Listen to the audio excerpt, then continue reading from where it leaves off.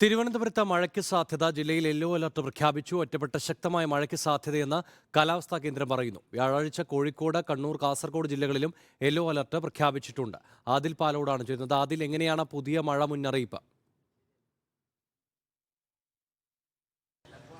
തിരുവനന്തപുരം ജില്ലയിൽ yellow alert പ്രഖ്യാപിച്ചിരിക്കുന്നു എന്നതാണ് ഒടുവിൽ വന്ന കാലാവസ്ഥാ അപ്ഡേറ്റ്. തെക്ക് കിഴക്കൻ അറബിക്കടലിനും ഭൂമധ്യരേഖയ്ക്ക് സമീപം പടിഞ്ഞാറൻ ഇന്ത്യൻ മഹാസമുദ്രത്തിലും മുകളിലായി ന്യൂനമർദ്ദം നിലവിൽ സ്ഥിതി ചെയ്യുന്നുണ്ട്. ഇത് ശക്തി കൂടിയ ന്യൂനമർദ്ദമായി മാറാനുള്ള സാധ്യതയാണുള്ളത്. ഈ കാറ്റുകളുടെ സ്വാധീനമാണ് മഴയ്ക്ക് കാരണമെന്ന് കാലാവസ്ഥാ നിരീക്ഷണ കേന്ദ്രം അറിയിക്കുന്നു. സംസ്ഥാന വ്യാപകമായി ഇടത്തരം മഴയ്ക്ക് സാധ്യതയുണ്ട്. തിരുവനന്തപുരത്ത് ഇന്ന് ഒറ്റപ്പെട്ട ശക്തമായ മഴയുണ്ടാകുമെന്നും കാലാവസ്ഥാ നിരീക്ഷണ കേന്ദ്രം അറിയിച്ചിരിക്കുന്നു.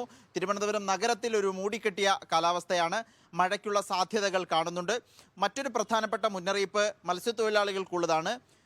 ലക്ഷദ്വീപ് മേഖലയിൽ മത്സ്യബന്ധനത്തിന് പോകരുത് എന്ന നിർദ്ദേശം കാലാവസ്ഥാ നിരീക്ഷണ കേന്ദ്രം അറിയിച്ചിട്ടുണ്ട്. കേരള, കർണാടക തീരങ്ങളിൽ മത്സ്യബന്ധനത്തിന് തടസ്സമില്ലെന്നും അറിയിപ്പിൽ പറയുന്നു. നിമേഷ്. ആദിലാണ് കൂടുതൽ വിവരങ്ങൾ നൽകിയത്.